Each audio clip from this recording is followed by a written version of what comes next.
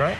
Well, is there the internet in danger of a blackout? Oh, let's go to Lily in Beacon Hill to find out. Hey, Elizabeth. Good morning, guys. It was a similar bill that made Google go black, and countless other websites have protested cybersecurity proposals.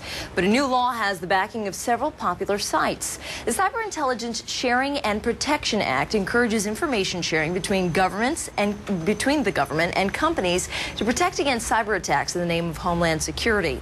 This morning, McAfee consultant and identity theft expert Robert Siciliano says many believe this bill still goes too far, and they think it means that Big Brother will be watching where you surf. Thanks for joining us this morning. Thank you. There were two other bills, SOPA and PIPA, that had a number of different websites very concerned. They kind of put a black label over their logos to show that they were protesting them. How does this bill differ from the ones that websites were concerned about?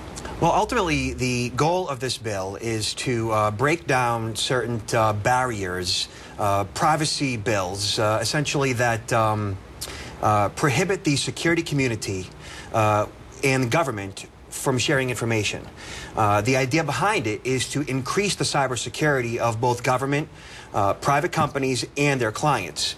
It's not about violating, or at least that's its intent and purpose. It's not about violating the public's privacy, but more so to share threat information in order to protect the public. Now, there are some people who say this still goes too far, that it's Big Brother watching, that the more you get government involved in what private companies' users are doing, it's a dangerous thing. What's your take on that? Well, some say that there is an opportunity to abuse the fundamentals of this bill, but then, you know, the IRS has access to our information. They could abuse that too, but they don't. It's not in their best interest. The idea ultimately is to protect us, and the fact of the matter is that the cyber threats have changed dramatically over the past decade, and we have to do something.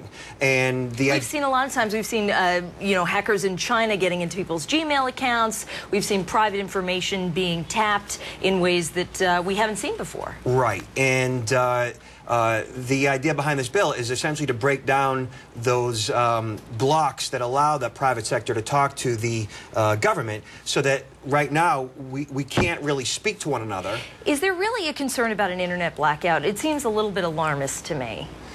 The internet going down is probably not going to happen, but there is definitely the threat of that occurring, that there are foreign governments that want to take us down, there are cyber terrorists that want to take us down, and then there are simply bad guys that want to steal your identity. What's the next step for this bill? Where do we go from here?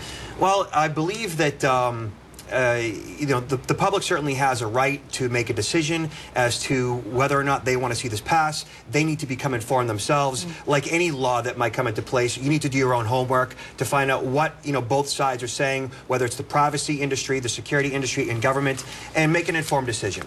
McAfee security expert Robert Siciliano, thanks for joining us this morning. We'll be back on the Fox 25 Morning News in just a moment.